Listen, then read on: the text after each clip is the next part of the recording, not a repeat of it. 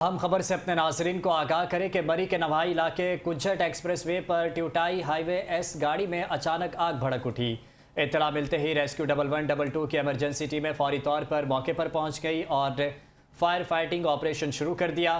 Rescue ذرائع کے مطابق قریبی ایمبولینسز اور فائر سروس کی گاڑیاں بھی جائے وقوع پر روانہ کی گئیں تاکہ آگ پر قابو پایا جا سکے اور ممکنہ جانی نقصان کو کم کیا جا سکے۔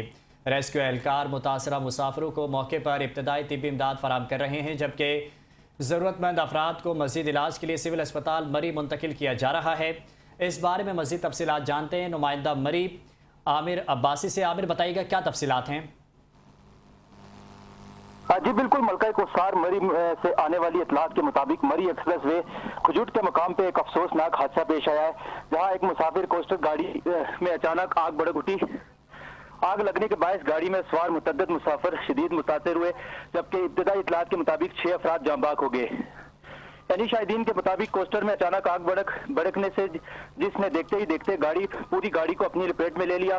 واقعے کے بعد ایکسپریس وے پر خوف و ہراس پھیل گیا اور مسافر میں بھگدڑ مچ گئی۔ مقامی افراد اور دیگر مسافروں نے اپنی مدد آپ کے تحت امدادی سرگرمیوں کا آغاز کیا، جبکہ متعلقہ اداروں کو فوری اطلاع دی گئی۔ حادثے کے اطلاع ملتے ہی ریسکیو 1122 پولیس اور دیگر ٹیمیں موقع پر پہنچ گئی اور آگ پر قابو پانے کے ساتھ زخمیوں کو قریبی اسپتالوں میں منتقل کرنے کا عمل شروع کر دیا۔ امدادی اہلکاروں کی جانب سے جائے وقوع پر سرچ آپریشن جاری ہے۔ حکام کے مطابق جاں بحق افراد کی شناخت اور حادثے کی وجوہات جاننے کے لیے تحقیقات کا آغاز کر دیا گیا ہے۔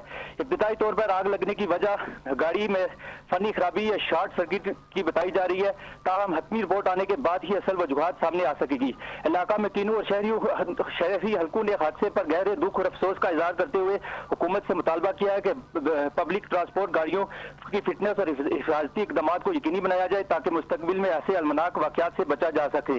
حادثے کے باعث علاقے میں سوگ کی فضا قائم ہو گئی ہے، جبکہ جاں بحق افراد کے لواحقین غم سے نڈال ہیں۔ جی عامر، شکریہ تفصیلات سے آگاہ کرنے کے لیے۔